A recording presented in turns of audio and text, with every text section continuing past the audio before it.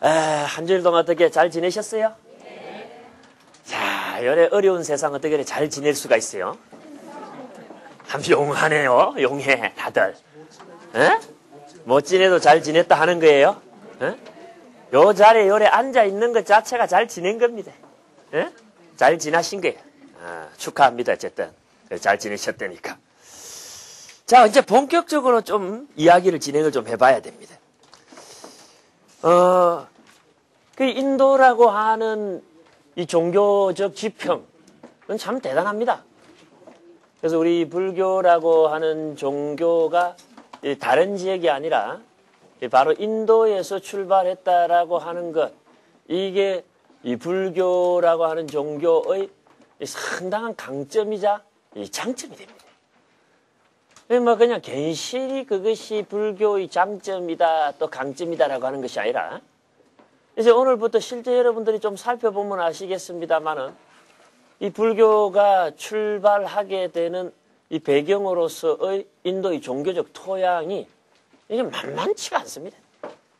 상당히 세련되고 상당히 섬세하고 그러면서도 대단한 깊이를 가지고 있어요. 인도의 종교적 토양은 크게 둘로 나눌 수가 있다. 하나는 이 바라문 사상, 또 하나는 사문 사상, 이렇게 우리가 말을 할 수도 있고, 그 바라문 사상을 요약해서 우리가 유실론이다. 또 사문 사상을 요약해서 무신론적으로 우리가 분류를 할 수가 있어요.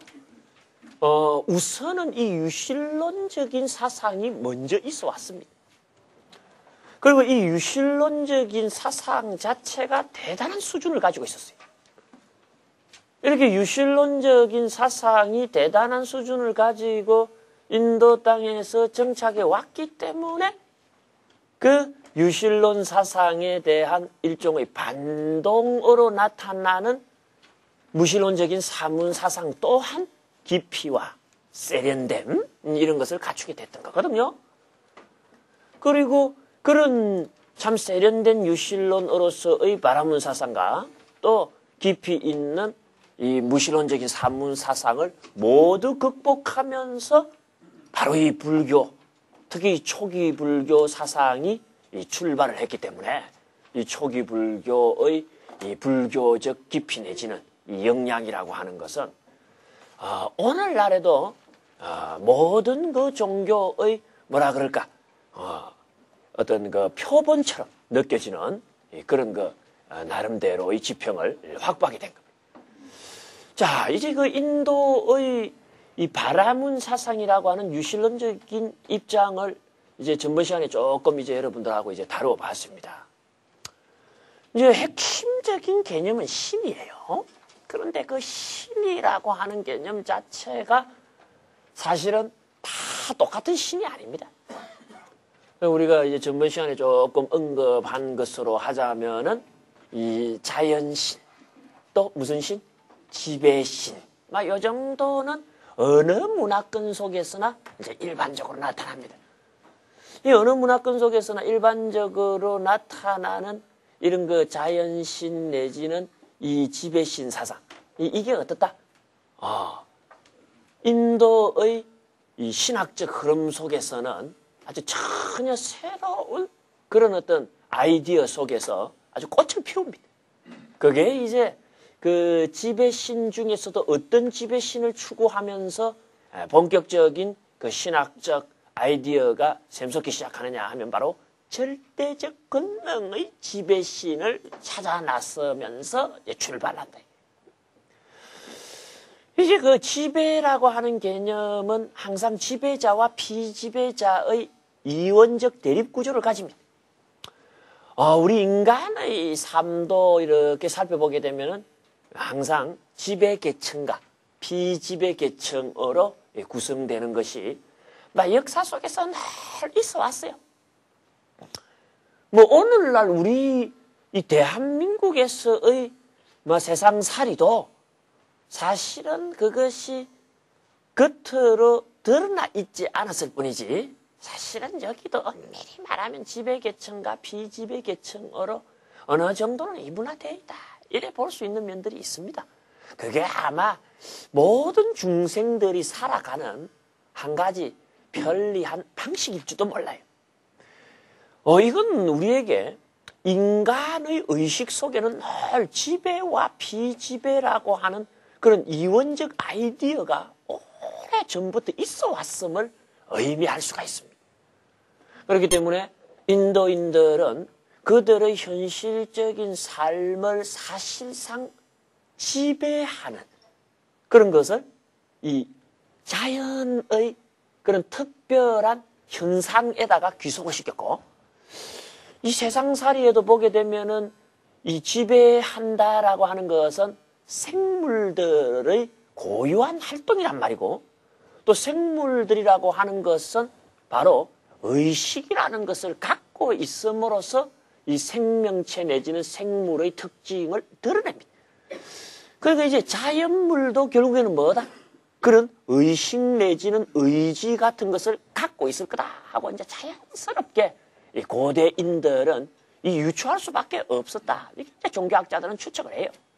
그래서 태양도 그냥 붉은 불덩어리가 아니고, 그런 붉은 불덩어리를 몸으로 하는 보이지 않는 태양의 영혼이 그 붉은 불덩어리의 몸속에 뭐다? 감추어져 있었어. 그 영혼이 결국에는 붉은 불덩어리를 몸으로 하여 이 세상에 빛도 내리고 또 더위도 내리고 하는 이제 그런 식으로 이 자연을 이해를 했죠. 그러니까 이제 어떻게 보면 고대인들의 관점에서 생각해 보면은 처음부터 이 세상에 생명 없는 것은 없었는지 몰라. 그죠? 모든 참 우리 눈에 경험되는 일체의 존재나 사건에 그 나름대로 뭡니까? 영혼이라고 불리울 만한 어떤 것들이 있는 것 아니냐라고 하는 생각을 자기 자신을 유추해보고 자기가 살고 있는 사회를 유추해보면서 그런 생각을 누구나 가졌던 것 같아요. 응? 이제 이런 거는 참 공부를 해보면 재미가 납니다, 여러분들. 여러분들 표정 보면 전혀 재미없는 이야기를 듣고 있는 표정입니다만은 옛날에 인간들은 어떤 생각을 했을까? 이런 걸 가만히 생각해 보면요, 참 흥미진진한 것들이 많습니다. 그리고 이제 옛날에 아주 고대 사회에서 참 인간 내지는 생명체는 어떤 생각을 했을까 하는 걸 그야말로 생각하다 보면은 아득한 미래에 우리 생명체들은 또 어떤 생각을 하며 살아갈까?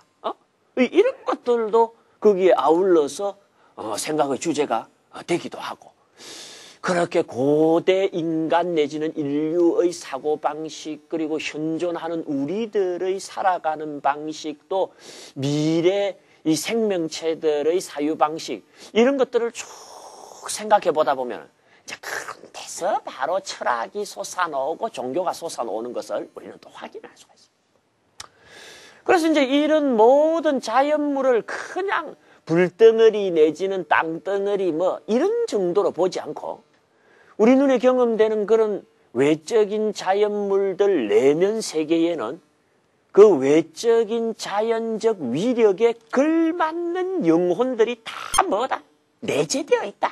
관점들을 고대인들은 가지게 될 수밖에 없습니다, 여러분. 그게 이제 그들이 말하는 지배신 관념입니다.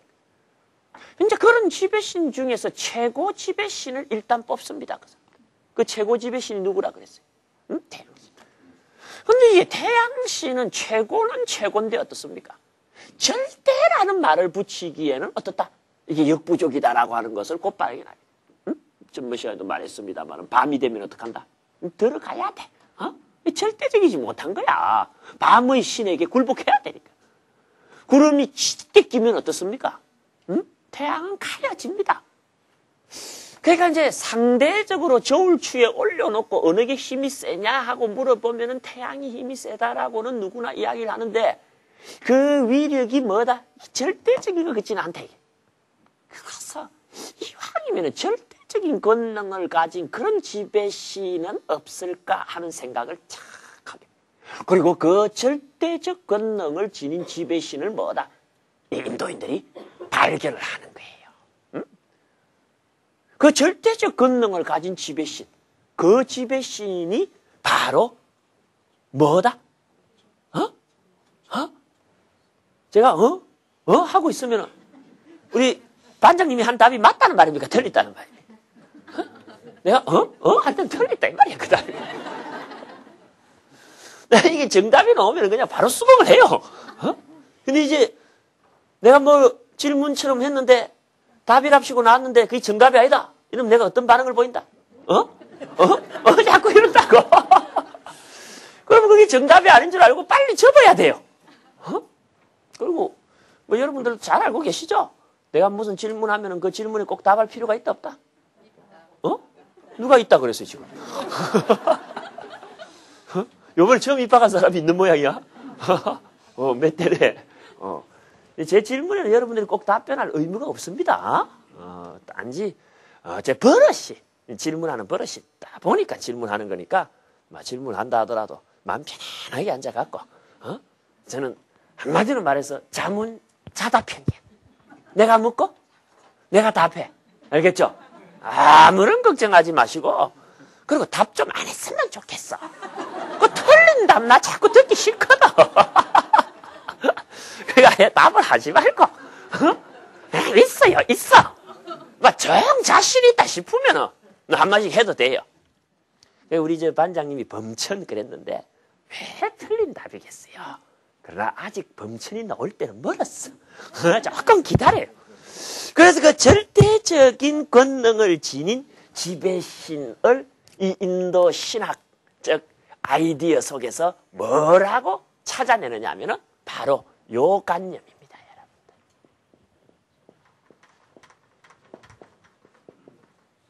창조신 관념이야, 창조신.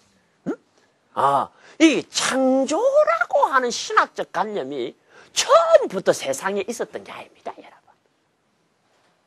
처음에 있었던 건 자연의 특수한 현상에 영혼이 있음을 유추하는 자연신이었고 그 자연신에 서열을 매기면서 지배신 관념, 그 지배신 중에서도 최고 지배신을 찾는 것이 사실 인류의 종교적 아이디어의 초기 단계의 내용이었답니다. 그런데 절대적 권능의 지배신을 찾다 보니까 어떻다? 진짜로 모든 것에 대한 절대적인 권능을 행사하려면은 만든 자여야겠다라고 하는 아이디어를 어떤 신학자가 탁 떠올린 거. 왜? 쥐가 만들면은 뭡니까? 만들어진 것에 대해서는 뭐다? 주인이요? 절대자지. 맞습니까? 틀립니까? 지금 태양이라고 하는 것은 달이나 별이나 또는 허공의 붕은 내우하고 뭡니까? 사실 출발선상에서 같이 출발을 해. 응? 인류가 인지가 발달하면서 자연을 관찰하고 하늘을 쳐다봤을 때에 제일 먼저 보인 게 태양이고 그 다음에 달이 아니고 같이 보였어. 그러니까 이들 사이에 뭡니까? 선우는 사실은 절대적인 선우일 수가 없었어. 그러니까 아무래도 뭡니까? 절대적 권능을 태양신이 다른 신이나 다른 존재들에게 행사할 수가 없었던 거예요. 그리고 그런 절대적인 권능을 행사하기 위해서 꼭 필요한 조건이 있어야 된다면 그걸 뭐라고 해야 될까라고 했을 때에 고대 인도인들은 아주 멋진 아이디어를 낸 거예요. 창조한 자는 창조된 것에 대하여 절대적인 권능을 행사할 수 있지 않겠느냐. 맞는 말이거든. 응? 맞는 말이거든. 예를 들어서 거기 있는 책 또는 연필 이걸 여러분이 만든 거라면 뭡니까? 그걸 여러분이 분지른다고 하더라도 그건 여러분의 소관입니다. 이 만든 자의 특권입니다. 만든 자는 만들어진 것에 대해서 뭐다? 절대적인 권능을 지녀도 좋습니다. 그걸 여러분들이 생각을 해봅니다.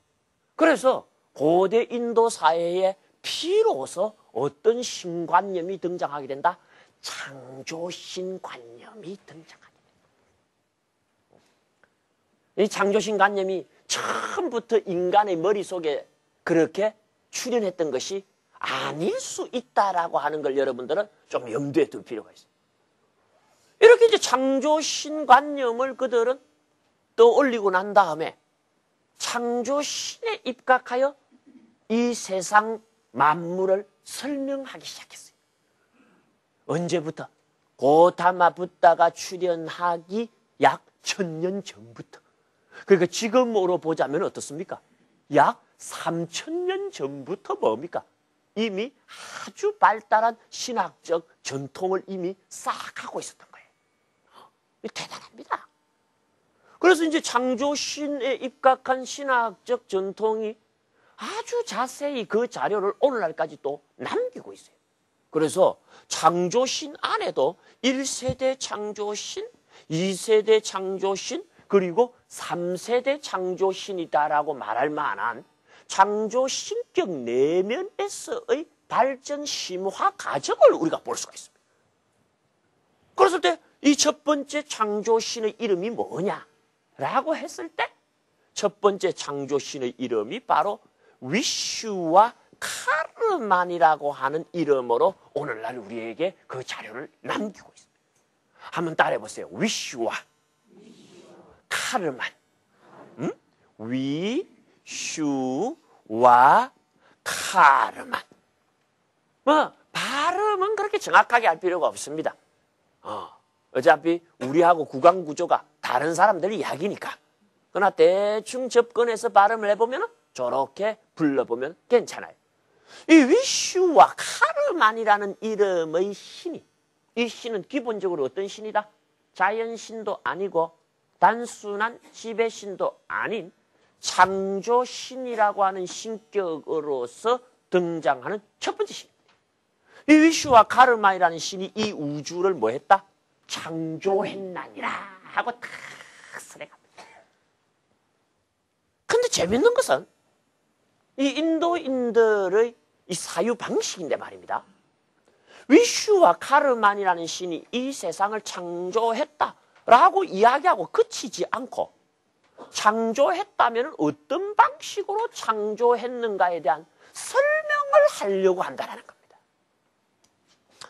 난 여러분들께 간혹 그런 이야기를 해왔고 앞으로도 하게 될 겁니다만은 이 불교라는 종교가 가지고 있는 유별난 매력이 몇 가지가 있습니다. 저 스스로도 참 청춘과 인생을 바쳐서 이 공부에 매진하는 것도 이 불교라는 종교가 가지고 있는 그런 그 나름대로의 매력이 있으니까 여기에 매진하고 여기에 참 함께 하려고 하는 거지. 그런 매력이 하나도 없다라고 한다면은 나 이 불교에 꼭 이렇게 목을 메고 공부할 필요가 난 전혀 없다고 봐요. 여러분들은 저를 조금 무시하는 경향이 있어갖고, 저 사람이 불교 안 하면 뭘 먹고 살겠냐? 그러니까 저게 불교를 할 거다. 이래 생각할 줄은 그래 생각하면 안 됩니다, 여러분. 제가 이 불교라는 종교를 공부하는 이유는 불교 자체가 가지고 있는 외면할래야 외면할 수 없는 매력이 있기 때문에 이 공부를 하는 거예요. 내가 먹고 살라고 이 공부하는 거 아닙니다. 왜 갑자기 내가 이런 말을 하게 됐는가 모르겠습니다만, 왜냐하면 나 먹고 살만 해요. 하기 때문에 내가 꼭 그것 때문에 그런 거예요. 이 불교라는 종교가 우리에게 주는 매력 중에 하나가 뭐냐면 구체성입니다. 어떤 이야기를 하더라도 그 이야기에 책임을 진다는 거예요. 어떤 말을 하더라도 그 말에 대한 뿌리가 뽑힐 때까지 설명을 한다는 거예요, 불교는. 그냥 멋있는 말이다, 괜찮은 말이다 갖고 툭 던지고 끝내는 것이 아니고 어떤 이야기를 하면 그 이야기에 대해서 상대방이 완벽하게 알아듣고 납득할 수 있을 때까지 뭡니까? 보장을 해줘요. 책임을 져줘요. 설명을 해준다.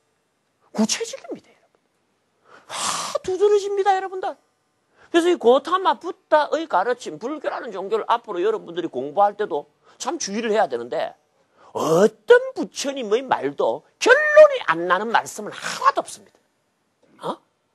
착하게 살아라 그러면 어떻게 사는 것이 착하게 사는 건지 결론이 나오고 바르게 살자 그러면 어떻게 사는 것이 바르게 사는 건지 결론이 나옵니다. 더 이상 의문을 야기할 수 없는 그런 최종적 국면까지 설명을 끌고 가서 마무리를 짓지 중간에서 막 이점 하고 말자 이런 게 없어요. 제가 본 바는 이건 참 탁월합니다, 여러분들. 대개의 학문이나 대개의 세상사가요 결론 없이 끝나는 것들이 거의 대부분입니다. 그렇습니까? 안 그렇습니까, 여러분들? 가보면 결론이 납니까 안 납니까? 결론 안 나는 일 많습니다. 특히 결론이 잘 안 나는 문화 영역이 종교입니다, 여러분. 종교만큼 결론 안 나는 거 없어. 응? 처음부터 결론이 없는 줄 모른다라고 그냥 둘러쳐버리면 끝나는 게 종교입니다. 그런데 이 불교라고 하는 종교는요, 특이해요. 결론을 낼 수 없으면 처음부터 끄집어내지를 않은 종교. 그런 전통이 어디서 왔느냐? 이 인도인들이 가지고 있는 구체성입니다. 인도인들 자체가 어떤 이야기를 하면은 그 이야기에 대단한 구체성을 부여하려고 하는 그런 어떤 그들 나름대로의 문화적 특징을 갖고 있었던 것 같아. 그러니까 위슈와 카르만이 뭐다? 우주를 창조했다라고 할 때 그 신의 이름이 위슈와 카르만이라고 이렇게 정해지는 것도 유별나고, 그리고 이 위슈와 카르만이라는 신이 이 우주를 창조할 때에 어떤 방식으로 창조했다라고 하느냐 하는 그 설명이 덧붙여져 있는 것도 참 유별납니다. 그 고대 사회에서 상상할 수 없는 일일 수가 있는데 설명이 여기 덧붙여져. 현재 여기 여러분들 요 신의 이름을 위슈와 카르마이라 그랬는데, 신이라고 하는 개념과 아주 재밌는 함수 관계를 가지는 게 이름입니다. 이름. 응? 신의 이름. 예를 들어서 기독교도들이 믿는 신은 그 이름이 뭡니까? 기독교도들이 믿는 신의 이름은 야훼 신이죠, 그죠? 예호와야, 예호와. 응? 야훼, 여호와라고. 여기 기독교들이 믿는 뭐다? 신의 이름이에요. 그럼 여러분들, 이슬람 교도들이 믿는 신의 이름은 뭐예요? 이슬람 교도들이 믿는 신의 이름 하면은, 기독교인들이 믿는 신의 이름이 여호와면은 저쪽은 알라 아니겠느냐 하지만은 알라는 신의 이름이 아닙니다. 여호와는 신의 이름인데, 알라는 뭐냐면은 알일라라는 말이 붙어갖고 알라가 된 거야. 한번 따라해보세요. 알일라. 저쪽은 알을 좋아해. 알자지라. 그죠? 뭐 툭 하면 알타후히다 하고 알을 좋아해. 그 알이 뭐냐면은 우리말로 치면은 그 하는 말하고 같아. 영어로 치면은 정관사 더에 해당이 됩니다. 응? 저쪽 사람들은 더자를 잘 붙여. 그. 그리고 일라라는 말이 무슨 말이냐? 갓, 신이라는 말입니다. 그러니까 일라는 신의 이름이 아니고 신이라는 단어야. 그러니까 이슬람 교도들이 알라시여 하고 부르는 건 신이시여 이래 부르는 거야. 그러지 그 신의 이름을 부른 게 아니고 그냥 신을 부른 거야. 무슨 말인지 알겠습니까? 왜 그러냐면 이슬람 교도들의 관점에서 봤을 때는 신이면 됐지 신에게 이름이 있을 필요가 뭐 있냐는 거야. 그러니까 그냥 신하고 부른 거야. 그런데 기독교도들은 그 신의 이름을 붙였어. 뭐라고? 응? 여호와라고. 그처럼 인도인들도 이 신에 뭘 붙였다? 이름을 붙였어. 그 이름을 붙인 첫 번째 이름이 뭐다? 위슈와 카르만이야. 그럼 요 위슈와 카르만이라는 이름이 뭐냐? 위슈와 하는 말은 모든 것. everything이에요. 모든 것. 그러니까 이제 이 인도 말에는 모든 것을 뜻하는 단어가 많습니다. 사르와라는 말도 있고 카이왈랴라는 말도 있고 이 위슈와라는 말도 있는데 고대 사회에서 모든 걸 뜻할 때는 이 위슈와라는 말을 많이 씁니다. 말하자면 모든 것, 이걸 우리는 우주라고 불러도 괜찮아. 그죠? 모든 것 또는 우주 또는 일체.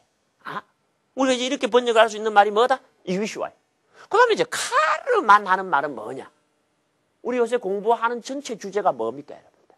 사람의 행복과 불행은 어디에 달려있다? 업에 달려. 업, 그러죠? 업이라는 말의 원어가 뭐냐면 카르마입니다. 그러면 업이라는 말의 원어가 카르마라고 해갖고 나중에 이제 업의 설명을 구체적으로 하게 될 때가 옵니다만은 업이라는 말은 어원적으로 뭐냐면은 일을 뜻하는 말이야, 일. 일하는 것을 카르마. 만드는 것, 짓는 것, 일하는 것. 그래서 위슈와 카르만 하면 뭔 말이다? 온 세상을 만든 자 이 말이 돼버려. 말 그대로. 그래서 이걸 갖다가 이 일본 학자들은 뭐라고 흔히 번역을 한다? 조일체신. 이렇게 번역들을 많이 해요. 한번 따라해보세요. 조일체신. 일체를 만든 신. 이름을 이제 그런 식으로 의미를 부여해갖고 그런 모든 것을 만든 신이라는 뜻을 가지고 있는 위슈와 카르만이라는 신이 뭐다? 이 우주를 창조했는데 어떻게 창조했다라고 이야기를 한다? 목수가 집을 만들듯이 창조했다라고 해요. 목수가 집을 만들듯이.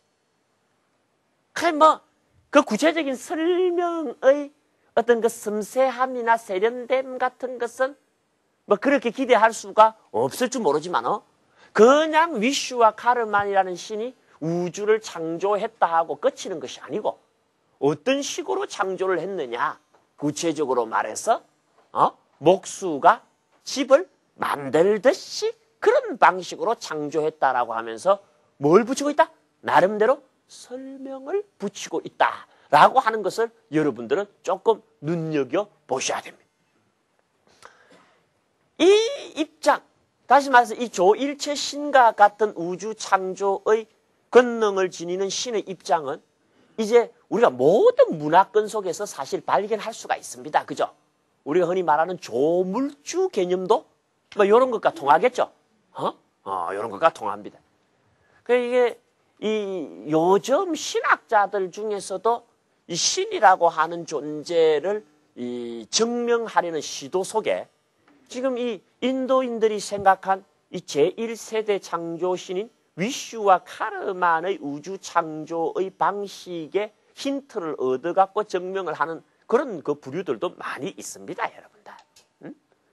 참, 요새는 제가 이제 그 동네 잘 안 가서 모르겠습니다만은, 넘어가면은 동국대학이 있고, 동국대학교 쪽 밑으로 내려가면은 이 전철역이 3호선도 있고, 4호선도 있고, 2호선도 있어요. 제가 옛날에 다닐 때만 하더라도 3호선, 4호선은 없었고 2호선이 그때 있었어요. 3호선 공사를 한참 하고 있었고 엠베스도 밑으로. 이제 2호선을 주로 타고 내려갖고 이제 동국대학은 가야 돼요. 그럼 이제 동국대학교 어디에 내려야 되느냐면은 을지로 사가역. 을지로 사가역에서 딱 내려갖고 중구청 쪽으로 나가면은 이제 쭉 올라가면 이제 동대 뒷문이 나오는 거예요. 근데 여러분들은 잘 아십니다만은 저쪽 학교는 좀 이상한 학교야. 내가 보면은. 이게 왜 이상하냐면 학교 주변에는 이거 이래봤자 내 얼굴에 침 뱉긴데 이 학교 주변에는 학교라고 하는 그런 특징을 드러낼 만한 것들이 많이 있어야 되잖아요. 그죠? 예를 들어서 책방이랄지 아니면은 하다못해 고시원이랄지 하다못해 독서실이랄지 하다못해 선술집이랄지 이런 게 많이 있어요. 동국대학교 주변에는요. 4가지가 많이 있는데 그 4가지가 학교하고는 별로 관계가 없는 거야. 첫 번째는 족발집이 많아. 그게 불교를 모태로 하고 있는 동국대학하고 내가 무슨 관계인 줄 모르겠어. 응? 두 번째 많은 게 뭐냐면 개집이 많아. 개집. 그 대개로 보면 애완견들 집 있잖아요. 나레비루스가 있다고. 내가 이게 또 이 학교하고 무슨 관계가 있는지 모르. 세 번째 많은 게 오토바이 집이 많아. 오토바이는 또 뭔 관계가 있어요? 그리고 조금 내려가면 가구점들이 많아 또. 그게 제가 다닐 때에도 가구점이 많았어. 그러면 을지로 사가역에 딱 내려가고 탁 카도에 가구점이 하나 딱 있는데 그 가구점 입구에다가 내림으로 글을 갖다가 큼직하게 몇 자를 적어놨는데 뭐라고 적어놨는 줄 알아요? 모든 가구에 만든 주인이 있듯이 이 우주에도 만든 주인이 있으니 그 이름이 여호와일세. 이래 딱 적어놨어. 내가 아침마다 딱 내려가고 딱 오면서 참, 응? 그러니까 이제 지가 가구 하면서 매일 똑딱똑딱똑딱 만들어갖고 책장도 짜고 글상도 만들고 또 뭐 식탁도 만들고 그럼 지가 그 가구 주인이잖아. 지가 여러 만들다 보니까 내가 요래 가구를 만들듯이 말이야. 마치 목수가 이렇게 집을 만들듯이. 이 세상을 뚝딱뚝딱뚝딱 만든 그런 분 있다고 쳐야지. 그분이 바로 우리 하나님이구나. 이 사람 이걸 생각하고 나름대로 한 소식을 한 거야. 내가 볼 때. 그래가지고 어떡합니까? 큰 송판에다가 그걸 딱 새겨갖고 다 붙여놨어. 응? 참 동국대학교 입구에 펌쩍 붙여놨지. 그 이제 고대 인도인들도 그런 관념을 가진 것 같아. 어? 목수가 집을 만들면 그때까지 없던 집이 생겨나는 것처럼 위슈와 가르만시는 이 우주의 목수다 이거야. 어? 그래서 우주의 목수이신 위슈와 가르만신이 이 우주를 집처럼 만들대. 진짜 집주를 쓰는 관념하고 딱 들어맞는 거야. 중국인 쪽으로 가게 되면 그게 이제 그렇게 생각을 했다. 그래서 이제 고대인들에게는 이런 관념이 이제 보편적으로 나타났다. 그래갖고는 이제 태양신 같은 거는 저리 가라 그럽니다. 자연신들이라고 해봤자 뭡니까? 태양신을 포함하여 모든 자연신들은 이 위슈와 카르만신이 만들어 놓은 피조물에 불과해. 그러니까 이제부터 기도를 하고 이제부터 희생을 바치고 이제부터 제사를 지내야 될 대상은 누구다? 응? 위슈와 카르만신이 되는 거지. 그래서 이제 그때부터는 이 위슈와 카르만신에 대한 희생과 찬가와 노래 같은 것들이 집중적으로 제작되기 시작해갖고 리그베다와 같은 자료 속에 쫙 남아오게 돼. 오랜 세월 동안 이 위슈와 카르만신을 그들은 그들의 신의 중앙에 모시면서 종교적인 삶을 영위해왔던 것으로. 그런데 이게 좀 가다 보니까 이 위슈와 카르만신의 우주 창조설에 어떻게 보면 좀 치명적인 문제가 하나가 발생합니다. 그 문제가 뭐냐? 이름하여 재료의 문제입니다, 여러분. 목수가 집을 만들 때는 저 밖에서 시멘트도 갖고 오고 나무도 갖고 오고 숟가래가 될 만한 그런 목재도 갖고 와서 집을 만드는데 위슈와 카르만이 우주를 만들 때는 재료 그거 어디서 갖고 왔냐 하는 문제가 발생하는 거야. 그리고 그 재료는 누가 만들었냐 하는 문제가 발생하는 거야. 그리고 그 재료는 무엇을 재료로 하여 만들었냐 하는 문제가 발생하는 거야. 맞아요, 틀려요, 여러분들? 이게 소위 말해서 유실론적인 종교라면은 마주치게 되는 첫 번째 신학적 화두입니다. 신이 세상을 창조할 때 과연 뭘 갖고 만들었다라고 해야 되느냐는 거예요. 뭘 갖고 만들었다 그러면은 그건 뭘 갖고 만들었는데 하고 또 묻는다고. 그럼 또 뭘 갖고 만들었다 그러면 그건 또 뭘 갖고 만들었는데 하고 또 물어. 또 뭘 갖고 만들었다면 그건 또 뭘 갖고 만들었는데 하고 또 묻는다고. 누가 안 말기주면 계속 갑니다, 여러분들. 야, 이게 무한속업에 빠지는 거야. 이게 엄청난 문제입니다. 이게 심각한 문제입니다. 우리가 이제 주변에서 보는 기독교 같은 경우도 똑같은 문제가 있어요. 똑같은. 어떤 똑같은 문제가 있느냐? 여호와가 이 세상을 창조할 때 무엇으로 이 세상을 창조했느냐의 문제입니다. 창조할 때 그 재료가 뭐였느냐의 문제야. 무엇으로 만들었다 그래요? 말씀? 내가 질문하면 답을 하라 했어요. 아니면 하지 마라 했어요. 그 틀린 답을 할 때서 하지 마라 그랬죠. 이게 여호와가 세상을 창조할 때 뭘 하면 말씀으로 하면서 말씀이라는 말을 그야말로 많이들 말씀하시는데 이 기독교의 창조론에 있어서 말씀이라고 하는 것은 창조하려는 의지를 뜻하는 것이지 창조에 필요한 재료를 뜻하는 말이 아닙니다. 태초에 말씀이 있었나니라 할 때 그 말씀, 그거 어떤 사람은 로고스로 라틴어로 번역을 하기도 하는데 원래 예수가 사용했던 예수의 사투리로 하자면은 아람어라는 게 있어요, 여러분들. 아랍어가 아니고 아람어라는 게 있어, 아람어. 이 아람어로 하면은 그걸 다바라 그럽니다. 한번 따라해보세요. 다바. 태초에 다바가 있었나니라고 딱 나와.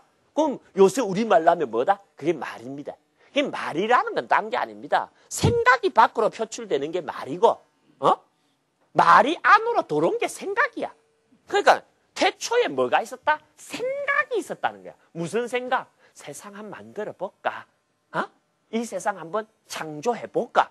그러니까 다바르라는 이 말씀은 세상을 창조하려는 의지를 뜻하는 말이지, 이 세상 창조의 재료를 뜻하는 말이 아니라고.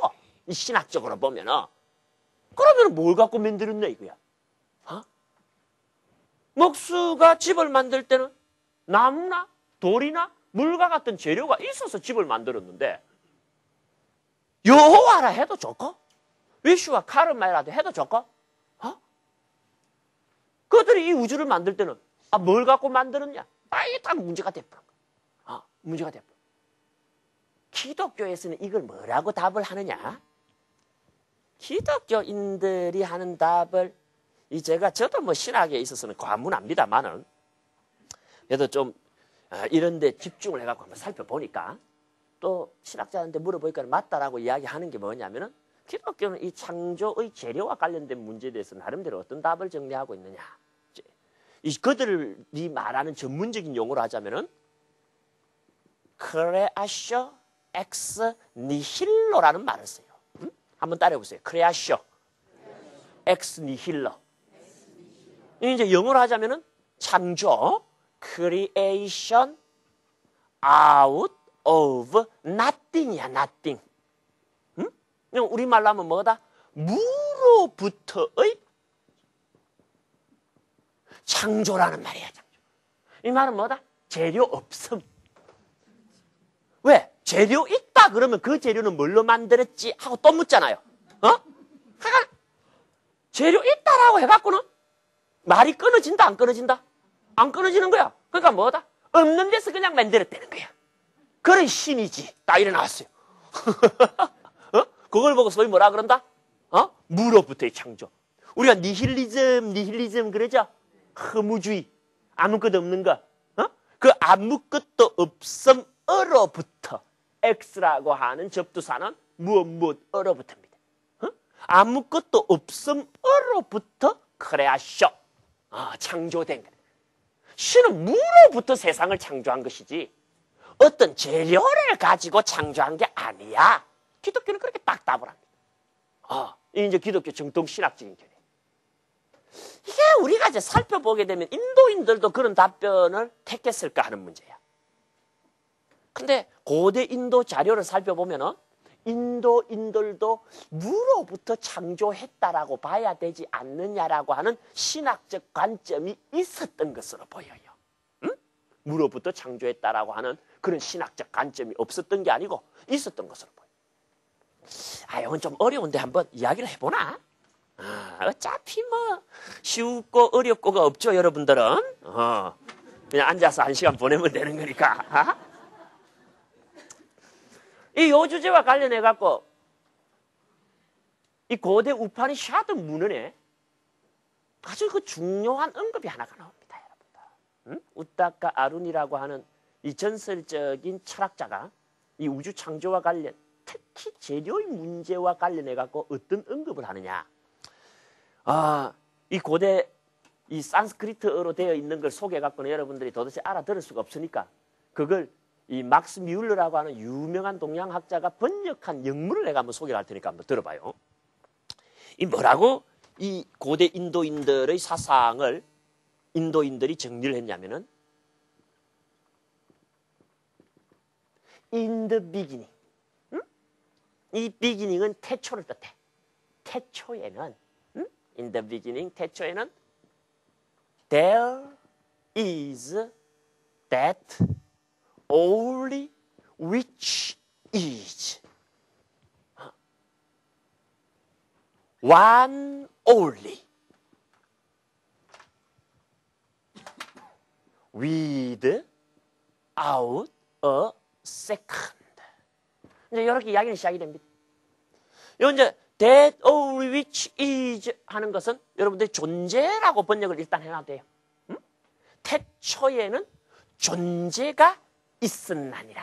There is, was 해야지. 과거니까. There was. 태초에는 뭐가 있었다? 존재가 있었나니라. One only. 그건 유일한 것이었고 without a second. 둘이 아닌 것이었다. 그러니까 태초에 뭐가 있었다? 유일한 존재가 있었다. 위슈와 카르만이면 위슈와 카르만이 태초에 뭐다? 유일자로서 존재했다라는 거예요. 그래서 우리가 이게 신관념 중에 중요한 게 뭐냐면은 절대신, 창조신, 인격신과 더불어 유일신이라는 개념이 굉장히 중요합니다. 응? 그 유일하다는 뜻을 지니고 있는 말이 one only without a second. 다른 사람들은 뭐라고 말한다? In the beginning. 태초에는 there was that only which is not. 태초에 뭐가 있었다? 무가 있었다라는 거예요. 이거 희한한 말이에요. 그게 유일한 것이었고 둘도 아닌 하나였다라는 거예요. 그러면서 뭐라고 이야기를 하느냐? From, 여기 이제 중요해요. From that which is not that which is was born. 그래. 응? That which is not은 뭐예요? 무죠? That which is는 뭐야? 유죠? 무로부터 유가 태어났나냐. 이 관념은 뭡니까? 크레아쇼 엑스 니힐러. 무로부터의 창조와 관념이 맞아떨어집니까? 안 떨어집니까? 이 고대의 인도인들 중에 누군가는 그렇게 생각하고 말하는 자가 있었다는 거예요. 그런데 그 다음에 밑에 결론으로 가서 뭐라고 하느냐? How could it be thus? 하고 질문합니다. 그런데 어떻게 그런 일이 있을 수 있겠느냐? No. 무로부터 유가 태어날 수는 없는 것이니라 하고 결론을 냈죠. 그러니까 고대 인도 사회에서도 이 창조신의 창조와 관련하여서 재료가 문제가 되었을 때 무로부터 창조되었다라고 하자 하는 사고방식이 어떻다? 있었던 거야. 있었던 거야. 그런데 인도인들은 그걸 받아들이지 않는 겁니다. 무로부터의 창조를 받아들이지 않았어. 왜 안 받아들였느냐? 불교가 그래서 매력적이고 그 매력의 연원이 또 한 인도에 있는 것이 뭐냐면은 인도 사람들의 사유는요, 논리적입니다. 논리라고 하는 말을 여러분들 아주 체질적으로 싫어하시는 줄 모릅니다만은 논리는 딴 게 아닙니다. 생각하는 방식을 논리라 그래. 응? 그 여러분들이 생각하잖아요. 그 생각을 할 때는 항상 뭘 사용한다? 논리에 입각하여 생각을 한다. 여러분들이 말하잖아요. 말할 때는 항상 뭐다? 논리에 입각해서 말하기 때문에 이미 여러분들은 논리적인 사람이고 논리 속에서 살아가는 거예요. 그 논리의 법칙 중에서 가장 기본적인 법칙에 세 가지가 있어요. 그 세 가지가 뭐냐? 아주 간단한 법칙입니다. 첫째, A는 A다. 맞아요, 틀려요, 여러분들? 당연히 맞지. A는 A 아닌 것이 아니다. 내 말 못 알아듣겠어요? 알아듣겠어요? 당연한 말 했죠. 그래서 무언가 Q는 A이든지 A가 아니어야 한다. 이게 논리의 3대 기본 법칙으로서 A는 A다를 뭐다? 동일율이라고 부르고 A는 A 아닌 것이 아니다를 모순율이라고 부르고 무언가는 A이든지 A 아니어야 한다. 이걸 뭐라고 부른다? 이걸 뭐라고 부른다? 배중율이라고 불러. 가운데를 배척하는 율법이라고 부른다. 그게 헷갈려갖고 고개를 흔들어요? 고개를 흔들고 싶어도 흔들면 안 돼. 그게 앞에 앉아가지고. 앞에 앉아갖고는 어떻게 해야 된다? 끄덕끄덕. 앞에 앉아갖고 쩔레쩔레 흔들어 보면 이야기하는 사람이 뭐가 됩니까? 내가 앞에는 누가 앉아라 그랬어요? 박수 부대들이 앞에 앉아야 된다고 내가 이야기 안 했습니까? 그 앞에 앉은 사람들이 뭔 말인지 알아듣겠다라고 신용을 하고, 한참 이 아이가 오늘 잘 진행이 된다 이런 신용과 표정을 지어주면서 앞에 앉아 있어야지. 내가 주로 보는 게 앞에 사람들인데 이 아이가 잘 되고 있구나 하고 신이 나서 이야기를 하지. 앞에 앉아갖고 아이고 뭔 말인지 모르겠다. 고개 짤레짤레 흔들어 보면. 그 예를 들어 갖고 흰색은 흰색일 뿐이지 흰색이 검은색은 아니야. 그죠? 그래서 어떤 색은 흰색이든지 검은색이어야지 흰색이면서 동시에 검은색일 수는 없다 이 말이야. 맞는 말입니까? 틀린 말입니까? 예를 들면 그런 거야. 그러니까 잘 봐라 이거야. 무로부터 창조되었다. 무로부터 창조되었다라는 건 뭐냐? 무하고 유하고는 뭐다? 요쪽에 해당이 돼. 그죠? 무는 유와 다르고 유는 무가 아닌 거지. 그런데 무로부터 유가 왔다는 말은 유에서만 유가 온다라는 동일 유를 어긴과 동시에 유는 무에서 올 수가 없다는 모순율까지 어겨버린 거예요. 이 두 가지가 어겨지게 되면 세상의 논리는 사라져버립니다. 뭔 말인지 잘 못 알아듣는 부분이 있을지 모르지만 여러분들은 어떤 표정을 지어야 된다? 참 심오한 이야기다. 이 이야기 안 해 모양이구만. 이 사람들이 말이야. 여기 지금 올해 1학년 처음 들어오신 분도 있고, 그죠? 신입생도 있고, 작년에 한 해 다니신 분도 있죠. 작년에 한 해 다니신 분들이 좀 문제가 있구만. 내가 작년에 강조를 많이 했어요. 뭐 어떤 참 선생님의 강의를 듣더라도 이 불교와 관련된 강의라고 하는 것이 무슨 뭐 스포츠 마사지 강의하고 다릅니다, 여러분들. 들어보면 이해가 잘 안 되는 것들이 많아. 또 어떤 사람은 조회가 있어서 이해가 될 수도 있어. 그래서 참 이해가 어떻게 좀 되는지 모르겠다고 선생님들이 이렇게 좀 확인 삼아 질문을 하게 되면 이해가 되면 된다고 어떻습니까? 고개를 끄덕거리고. 이해가 안 돼도 어떡하라 그랬어요? 이 여러분들의 두뇌에 무슨 치명적인 결함이 있어서 이해가 안 되는 게 아니고 이야기가 워낙 심오하다 보니까 이해가 안 될 수가 있다 이거야. 그래 안 그래? 그럼 이해가 어떻게 좀 됩니까? 하고 물어보면 이해가 되면 된다고 끄덕거리고 안 돼도 어떻게 해라? 참 심오하다. 오늘 참 심한 이야기 된다. 이러면 될 일을. 도대체 못 알아듣겠네. 그 예의가 아닙니다. 아시겠죠? 어떻게 좀 알아들으시겠어요? 협조 부탁드려요. 그래, 끄떡끄떡 하다 보면 또 이야기가 넘어가는 거지, 뭐. 그래, 이게, 이 기독교인들의 답인 무로부터의 창조라고 하는 것은 사실은 인도인들의 논리적 그런 논리를 중요시 여기는 인도인들의 관점에서 봤을 때는 뭡니까? 그건 답이라고 할 수가 없는 거야. 어떻게 무에서 유가 나와? How could it be thus? 하고 묻는 거야. 어떻게 그럴 수가 있어? No, 그럴 수는 없어. 그 사람들. 그럼 이 재료의 문제가 해결됐다는 말입니까? 안 됐다는 말입니까? 재료의 문제가 해결 안 됐죠? 진짜 재밌는 거예요. 이 중동에 사실상 근원을 두고 있는 셈족의 종교인 기독교나 이런 이슬람 쪽에서는 이 재료의 문제가 발생하자 이 재료의 문제를 사실 무로부터의 창조라는 입장에서 덮어버린 겁니다. 그런데 인도인들은 덮는 게 없어. 문제가 있으면 끝까지 풀어야 되는 거지 이거 안 되겠다고 덮지를 안 해요. 이게 이 시작 단계에서의 차이점이 됩니다. 그래서 결국에 이 기독교와 같은 그쪽 종교의 신학적 입장은 최종적으로 앞으로도 이야기를 하겠습니다만 어떻게 기결이 되느냐 하면은 불합리하기 때문에 믿는다 이런 표현을 낳는데 이르게 됩니다. 왜 믿으라고 하느냐? 합리적이면 믿으라 할 필요도 없다. 당연한 이야기니까. 말이 안 되니까 믿으라 한 거 아니냐 이 말이야. 그 말이 왜?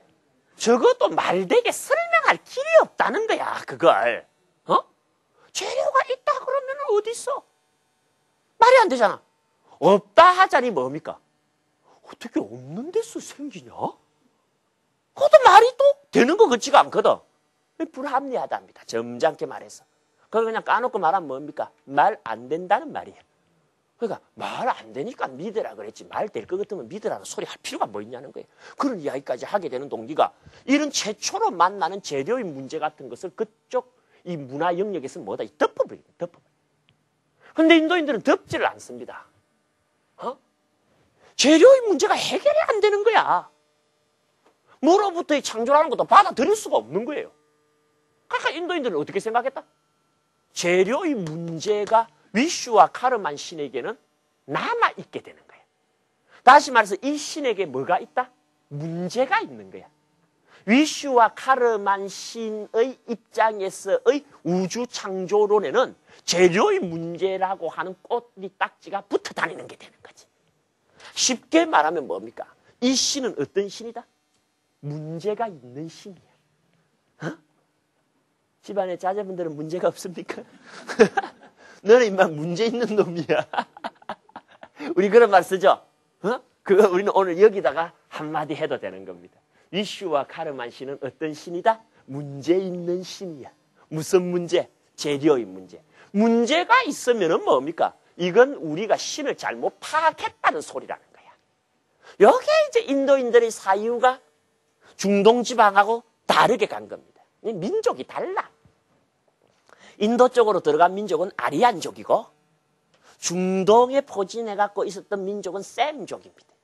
셈족은 다분히 감정적이고 다분히 좀 그런 데가 있어.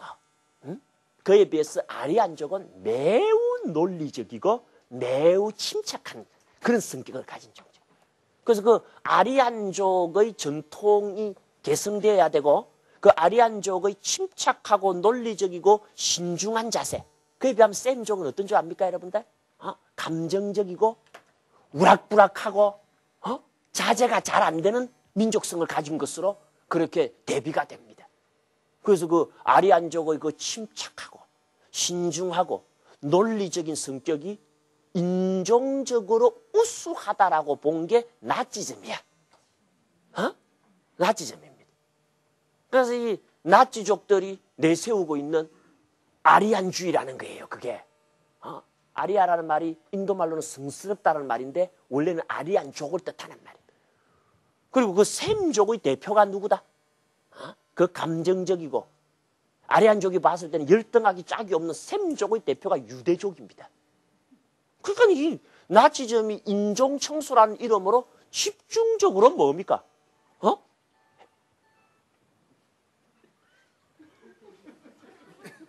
왜 그래요, 오늘? 그게 이제 인종청소하러 갔던 거지, 그게.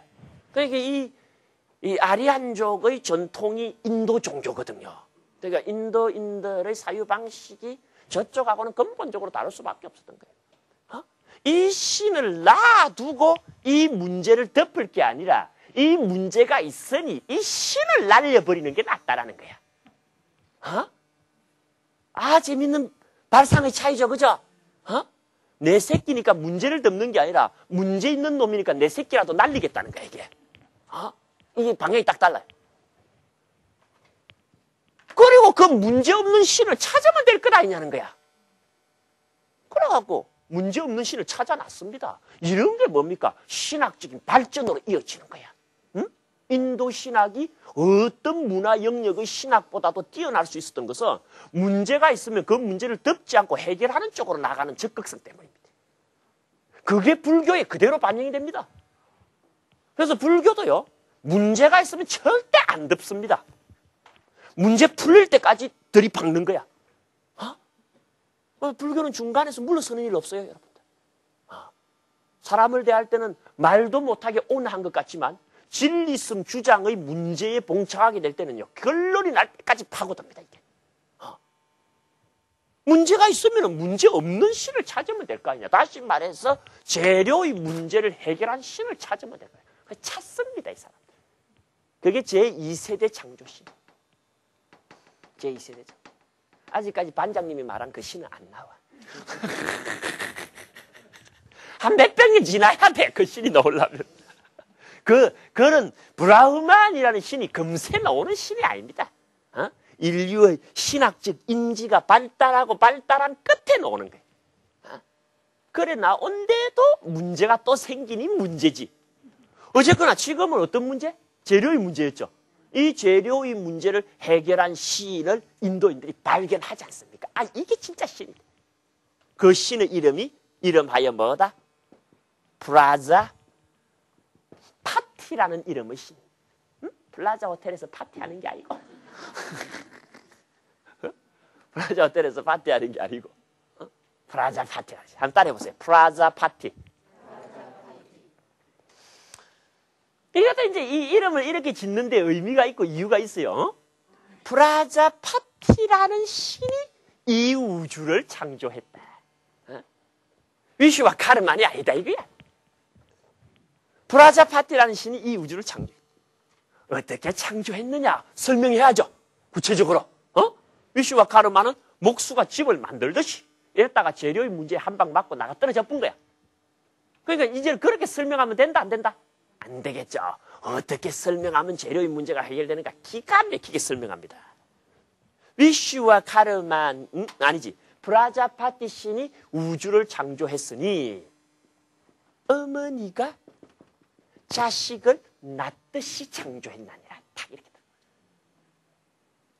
우주 창조의 방식은 목수가 집을 만들듯이 만드는 방식이 아니고 어머니가 자식을 낳듯이 생산하는 방식이다라는 거야. 어머니가 자식 낳을 때 재료 필요합니까? 안 합니까? 자식 낳는 그 순간에 한번 생각해 보지. 팔 떼우고 어디 가갖고 머리 떼우고 그래 뚝딱뚝딱 해갖고 다 자식 낳습니까?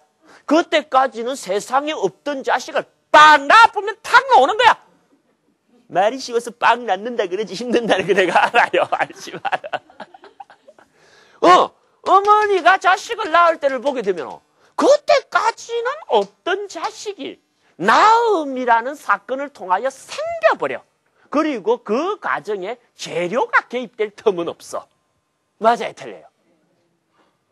이거 여러분 아이디어가 기가 막힌 아이디어. 그래, 이 세상은 뭐다? 창조신의 자식인 거야. 그러니까 우리가 하나님 아버지 하는 개념이 나오죠, 그죠? 부모 개념이 나오잖아요. 이 개념이 뭐냐? 낳는다라는 개념이 혼입된 거야, 섞여 들어간 거야. 근데 인도라고 하는 나라에서는 이게 딱 분리되어 갖고 단계별로 발전을 하는 겁니다. 만들었다 하니까 재료가 문제되니 나았다 해버리자는 거예요. 그러니까 프라자파티 신은 어떤 신이다? 이 세상을 낳으신 신이야. 이 세상을 낳은 신이야. 그래서 이 프라자라는 말은 무슨 말이냐? 자 하는 말은 날생자, 태어남을 뜻하는 말입니다. 탄생을 뜻하는 말이야. 자 하는 말은. 근데 그 앞에 프라가 붙으면 안에서 밖으로 밀어내는 걸 뜻합니다. 이 프라라는 말은. 프라라는 말은. 그 우리가 반야 그러죠. 반야라는 말의 원어가 프라즌야. 프라라는 말이 붙어. 그러니까 이 프라즌야는 뭐냐면은 전야하는 말, 반야하는 말 우리가 그냥 지혜 그러죠. 지혜라는 말은 프라즌야 할 때 전야에 다 들어가. 지혜는 지혜로 돼. 어떤 지혜다? 안에서 밖으로 팍 밀어내는 지혜야 이게. 역동적인 지혜가 된다고. 그러니까 자식을 낳을 때 어떡합니까?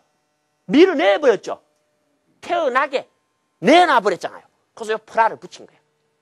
그냥 생합니다. 파티는 주인을 뜻하는 말입니다. 그래서 인도학자들은 이 프라자 파티 신을 무슨 신이라고 부른다? 생주신. 이 태어난 것들로 봐 세상을. 이 태어난 것들의 뭐다? 주인이신 신. 그래도 어떻습니까? 절대적인 권능이 확보됩니까? 안 됩니까? 쥐가 만들어도 만들어진 것에 대한 절대적 지배력을 확보할 수가 있지만 쥐가 낳은 것에 대해서는 뭡니까? 역시 절대적 권능을 가집니다. 근데 훨씬 그 유대관계가 어떻습니까? 밀접해지고 친밀해지죠. 종교의 사랑이라는 개념이 어떻습니까? 개입될 만한 여지가 생기죠. 우리도 자식 낳으면은 그 자식에 대한 사랑만큼 우리의 가슴을 참 가득 채우는 게 없듯이 아하 신이 이 세상을 낳은 거구나라고 생각하는 순간 신이 이 세상에 방사하는 그 은총, 은혜, 자비, 사랑 이런 것들이 거기에 동시에 연상이 된다, 안 된다? 연상이 되는 거야. 그러니까 어떡합니까, 여러분들? 아주 신학적으로 풍요로워집니다. 신학이라는 게 목수가 집을 만들듯이 만들었다라는 차원의 신학하고 어머니가 자식을 낳듯이 낳았다 차원의 신학하고는 그 풍요로움에 있어서 차이가 현격합니다. 발전한 거야, 이게. 발전한 거야. 뭘 갖고 만들었냐는 문제를 어머니 앞에 물을 수는 없는 거 아닙니까? 그죠? 브라자파티 신한테 재료가 뭐였느냐를 물어볼 수가 없었던 거죠. 인도인들이 환희를 합니다. 이제 우리가 제대로 된 창조신을 만났다. 근데 한참 브라자파티 신 갖고 좋다고 이 종교적 삶을 살아가는 과정에 브라자파티 신에게도 치명적인 문제가 있는 게 말이에요. 브라자파티 신에게는 어떤 치명적인 문제가 있느냐?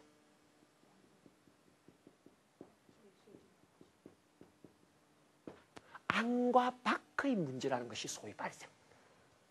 이것도 모든 신학에서 다 발생하는 문제인데, 예를 들어서 브라자파티 신이 이 우주를 낳았다라고 한다면 브라자파티 신 자신은 이 우주 안에 있다라고 해야 되느냐, 이 우주 밖에 있다라고 하느냐가 문제가 됩니다, 여러분. 그래요, 안 그래요? 이 우주 안에 있다라고 하면 지가 지를 낳았다는 이상한 말이 돼버리고, 우주 밖에 있다라고 하면은 우주 밖이라는 게 도대체 무슨 말이야? 우주라고 하는 말은 아까 뭐라 그랬습니까? 위시와 모든 것 그랬지. 그 모든 것에는 바깥이 있어도 됩니까? 안 됩니까? 모든 것에 바깥이 있으면 이미 그건 모든 게 아닙니다. 그래요, 안 그래요, 여러분들? 이거 또 답이 안 나오게 되는 논리적 문제가 또 걸려드는 거야. 그래요, 안 그래요, 여러분들? 이게 안과 밖은. 안에 있다고 하자니 자기가 자기를 낳았다는 이상한 말이 돼버리고, 밖에 있다고 하자니 뭡니까? 자기가 이 세상 모든 것의 바깥이라는 말을 하게 됨으로 해서 스스로가 낳은 게 이미 우주가 아닌 게 돼버려. 자기까지 포함한 이 전체를 낳은 누구와 또 있다라고 하는 일에 걸려들게 되는 거예요. 맞아요, 틀려요, 여러분들? 뭔가 제가 질문을 던져갖고 이해가 잘 안 되면 어떡하라 그랬어요? 내가 맞아요, 틀려요 하면 어떡하라 그랬어요? 또 모르겠다 이랬어요? 아니면 좀 심오한 이야기.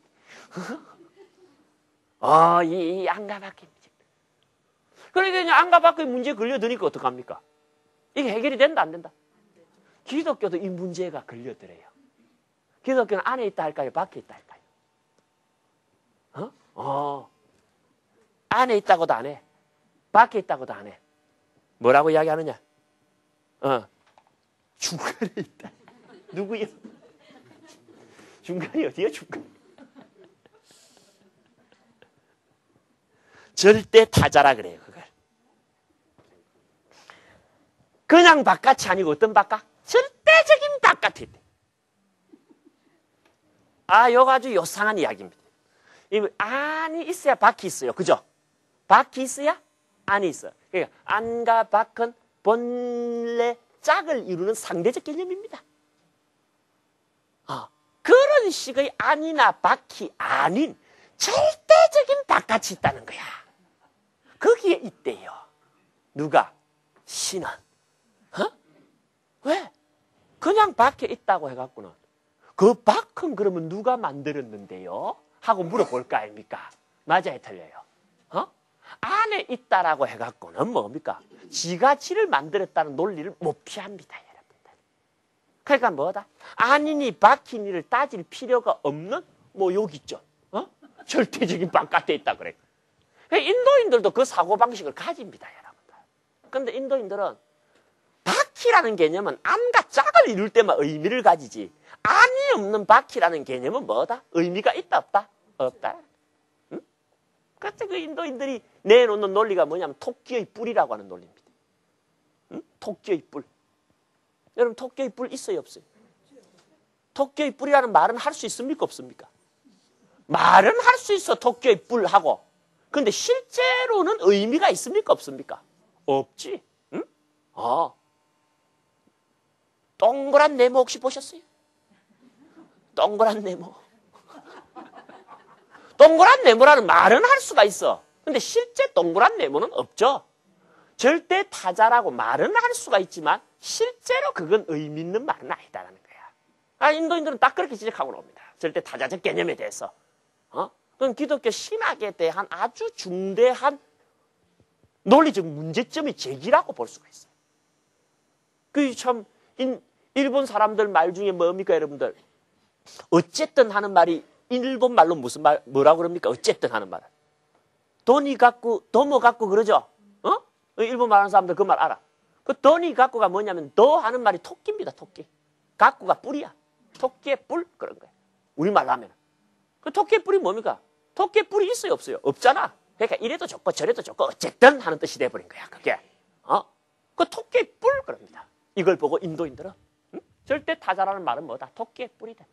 말은 절대 타자라고 했을 수 있지만 실제로 의미가 있다 없다? 없다. 다시 말해서 안과 밖의 문제를 브라자파티 신은 해결한다 못한다? 못한다. 그럼 이 신도 문제가 있다 없다? 문제 있다. 문제가 있으면 어떻게? 날려버리라는 거야.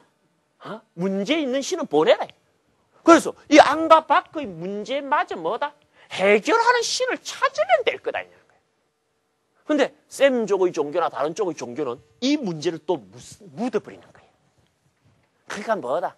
계속 이런 말 쓰는 건 굉장히 위험할지 모르지만 억지만 늘어나고 발전이 없는 거야. 제자리 맴돌기입니다. 그거 가보면은. 근데 인도 신학은 발전을 해. 왜? 문제가 있으면 솔직히 그 문제를 인정하고 그 문제를 해결하는 새로운 신을 찾으러 가요. 그래갖고 찾은 제3세대 창조신의 이름이 뭐다? 그게 브라흐만이야. 우리 브라흐마니즘이라고도 하고 절에 가면은 범종해갖고 이렇게 물 흐를 범자를 쓰기도 하지만은 요 범자를 쓰기도 하죠. 요 사진 찾아보면 무슨 범자로 돼 있어요? 옥편에 찾아봤어요 이 범자? 위에 숲을 임자 쓰고 밑에 무릎 범자 쓴 이거. 옥편에 찾아봐요. 인도 귀신범 이래 적어놨어 그게. 인도 귀신범자야 이거. 인도에서 온 이름이거든. 이 범이라는 소리가 어디서 나왔다? 브라흐만이라는 요 이름에서 나온 거야. 바라문교라는 말도 요 이름에서 나온 거야. 요 이름이 나타나게 되는 신학적 배경이 자연신 사상에서 지배신, 최고 지배신, 절대적 권능의 지배신을 찾기 위한 창조신, 창조신 안에서도 위슈와 카르만, 재료의 문제에 의하여 브라자파티, 다시 안과 밖의 문제에 의하여 이 신마저 제거되면서 나타나게 되는 인도의 마지막 신학적 관점. 부처님 당시를 기점으로 했을 때 그 신의 이름이 뭐다? 브라흐만 신. 그래서 이 브라흐만 신은 어떤 신이다? 재료의 문제도 해결하고 안과 밖의 문제도 해결하는 신입니다. 이 신이. 대단한 신학적 관점의 꽃이야 이거. 그래서 이 신은 우주를 어떻게 창조했느냐는 이야기를 이제 여러분들이 들어야 돼요. 물론 잘 아시죠? 오늘은 끝났고 요 다음 주에 한다는 건 잘 아실 거예요. 그래서 요 다음 주에 여러분들 이 브라흐만 신의 우주 창조에 대한 이야기를 들어. 그러면 이 브라흐만 신은 문제가 있을까 없을까? 이게 문제가 없으면 불교는 생길 일도 없었고 사문사상이 나타날 일도 없어. 브라흐만 신에 가게 되면은 재료의 문제와 안과 밖의 문제를 해결되는데 오히려 이런 신들에게는 없었던 문제가 세 개가 동시에 발생합니다. 그걸 지식하고 나오는 거야. 그래서 신 갖고는 안 된다 해서 무신론이 나타나게 되는 거야. 인도라고 하는 대륙에서 벌어진 고대의 사상 전쟁이었던 거야. 이게. 다음 주에 브라흐만의 우주 창조설과 브라흐만을 없애버리게 하는 치명적인 세 가지 문제가 뭔가 함께 살피고 저 세 가지 문제는 모든 유실론적 종교 예컨대 기독교 같은 데도 그대로 반영. 이런 걸 여러분들이 공부를 해야 되는 거예요. 아시겠죠? 다음 주를 기대하시길 바래요. 개봉박도 대단히 감사합니다.